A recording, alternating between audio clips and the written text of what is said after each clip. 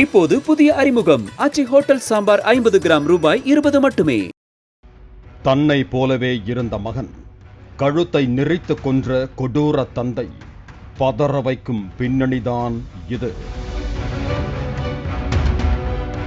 கிருஷ்ணகிரி மாவட்டம் சூளகிரி வட்டம் சப்படி கிராமத்திற்கு அருகே உள்ள வனப்பகுதியில் ஒரு குழந்தை சடலமாக கிடந்துள்ளது.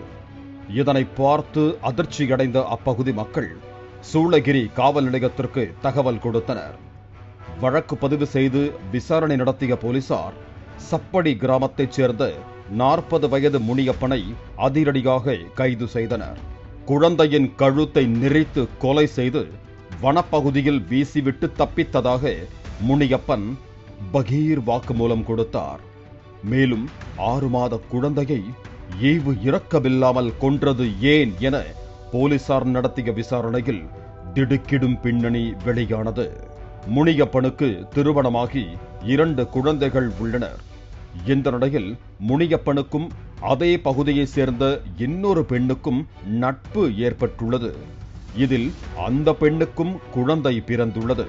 அப்படியே உன்னைப் போலவே இருக்கான் என குழந்தையை கொஞ்சியபடி கூறியிருக்கிறார் அந்த பெண். பார்த்தவர்களும் உன்னைப் போலவே இருக்கிறான் அந்த குழந்தை என முனியப்பனிடம் கூறியிருக்கிறார்கள்.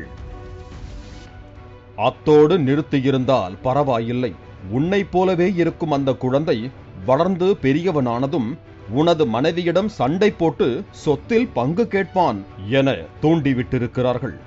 அந்த வார்த்தை மீண்டும் மீண்டும் வந்து முனியப்பனை தூங்கவிடாமல் செய்திருக்கிறது. இந்த நிலையில்தான் தன்னை போல இருந்த மகனை கழுத்தை நெரித்து கொன்றதாக வாக்குமூலம் கொடுத்திருக்கிறார் முனியப்பன்.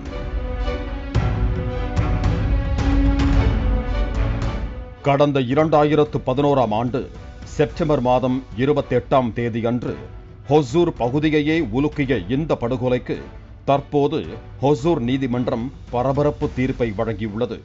ஹொசூர் கூடுதல் மாவட்ட அமர்வு நீதிமன்றத்தில் நடைபெற்று வந்த வழக்கில் அரசு வழக்கறிஞராக சின்ன பில்லப்பா வாதிட்டார்.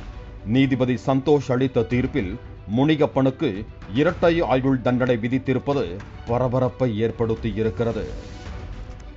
இப்போது புதிய அறிமுகம் ஆச்சி ஹோட்டல் சாம்பார் 50 கிராம் ரூபாய் 20 மட்டுமே.